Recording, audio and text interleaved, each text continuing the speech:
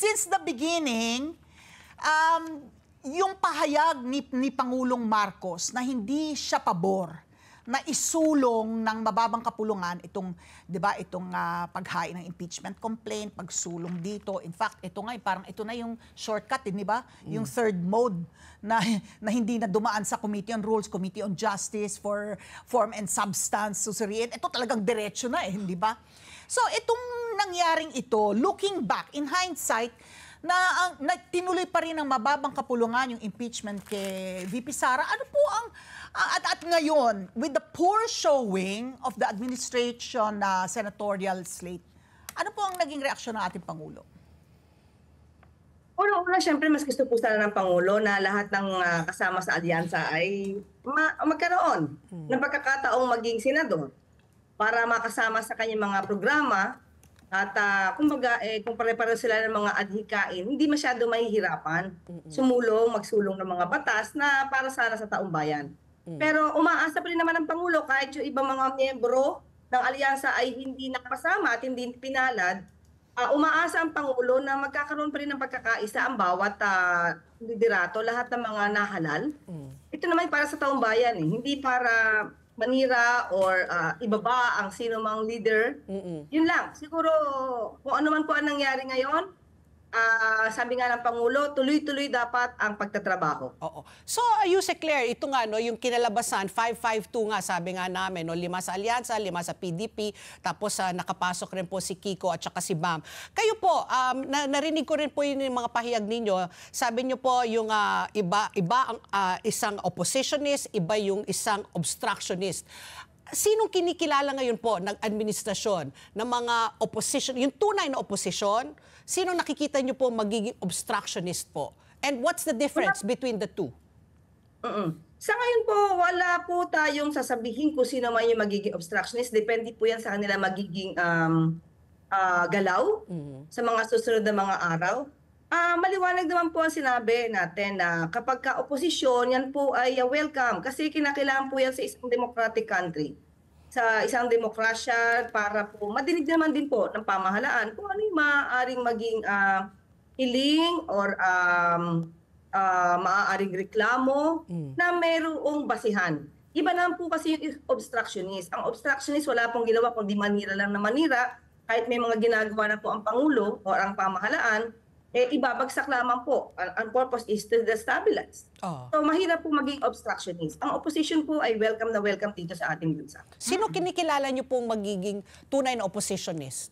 Kasi parang dalawa po yung PDP laban o yung, for lack of a better term, yung mga kakampik, no? Si Bam at saka si Kiko. And plus Risa Ontiveros. Actually, kahit wala silang partido, anybody can be an opposition. Okay. Can be a part of an opposition to any democratic country.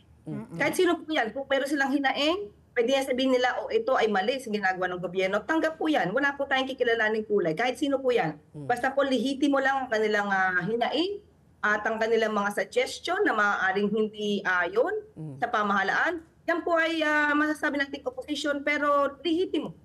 At wala po tayong gagawing anumang paraan para sila ipigilan dahil tayo naman po talaga ay nasa demokrasya. Okay. Oo.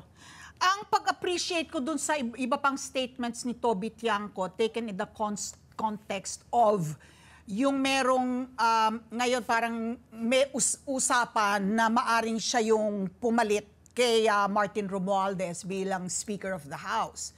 At ang isa sa mga talagang tawagin na nating appalling statement dun sa kanyang media interviews ay yung nangyari dun sa 2026 national budget. Na ang Pangulo daw ay talagang because of lack of time, hindi na niya na-veto, hindi na niya maisa-isa yung mga line items. Kumbaga, parang hindi natapos, no? Dahil kulang sa panahon, konti lang yung na-veto na line item. Na ang nangyari dun sa ating 2026 national budget, which some people have called it the most corrupt budget in the history of the Philippines. Na pumasa pa rin, ano? Ilan lamang yung kulang. Kumbaga, kulang yung items that the President vetoed because of lack of time.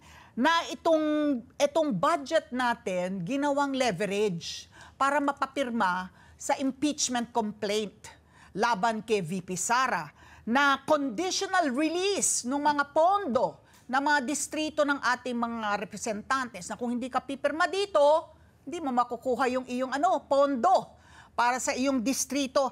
How is the palace going to handle this? Because mabigat po yung yung mga binitawan po ni Toby Tiangco na nahayagan na sinasabi niya na yung machination na ginawang kumbaga leverage pain yung pondo ng congressional districts para papirmahin yung mga representante sa impeachment complaint.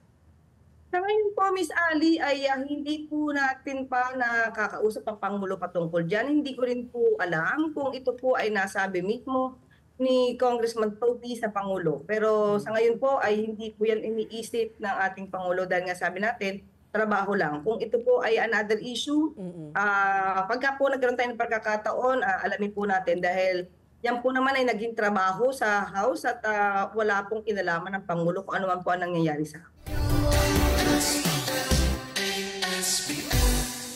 Let's get together. Sunday 25.